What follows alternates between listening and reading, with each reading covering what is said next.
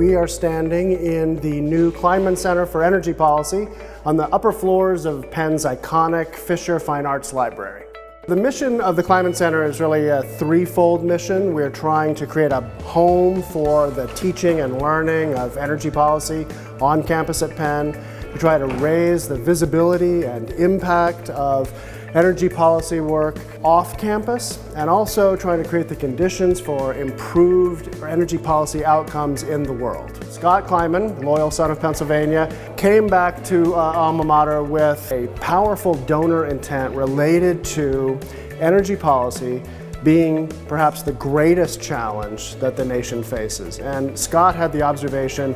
that American political institutions seem to be failing in their ability to deal with these energy policy challenges in particular.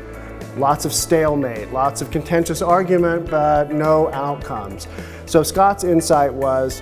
can we devote the portfolio of assets that are present at Penn,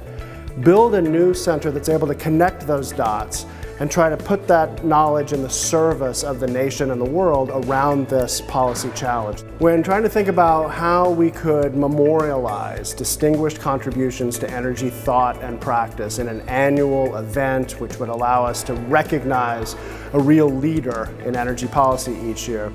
we couldn't think of any better person to name that memorial prize for than Sadi Carnot. At the very end of Daniel Yergin's most recent book, The Quest, he actually spends the last 10 pages of this very long and thoughtful book talking himself about Carnot. So it was just a very kind of poetic thing for us to inaugurate the Carnot Prize and give it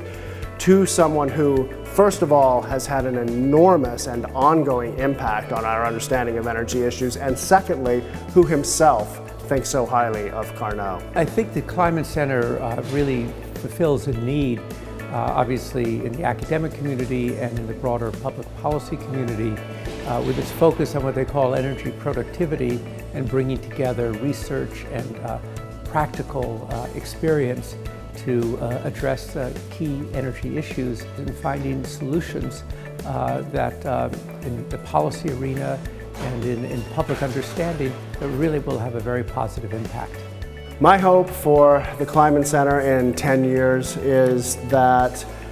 there is a body of new young alumni from Penn, young men and women who have, regardless of their degree from Penn, also spent time and were touched by the opportunities and work going on at the Kleinman Center, and that they take that experience forward with them as young professionals into the world of work. We'll have started to affect and improve policy outcomes on a whole range of topics that are bedeviling American politics now, as well as recognize and foster even more of the research that only Penn faculty can do so well across disciplines, dealing with real-world practical problems. Really, I have to say, in the spirit of Benjamin Franklin.